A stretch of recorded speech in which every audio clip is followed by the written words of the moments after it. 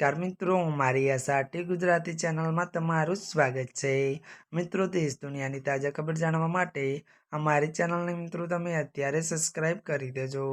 જી આ મિત્રો, અત્યારે હાલની સૌથી મોટી અને દુઃખદ ખબર સામે આવી રહી છે।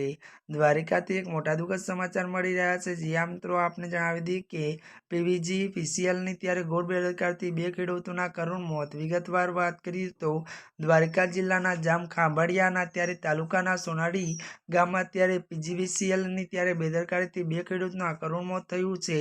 જો કે મિત્રો, ખેતરના કામ કરતા રામસંગ જાડેજા અને તકુબા ત્યારે જાડેજા માથા પર તૂટી પડેલા જીવંત વીજ વાયર પડ્યો હતો, જેથી તીવ્ર વીજળીનો ઝાટકો લાગ્યો હતો।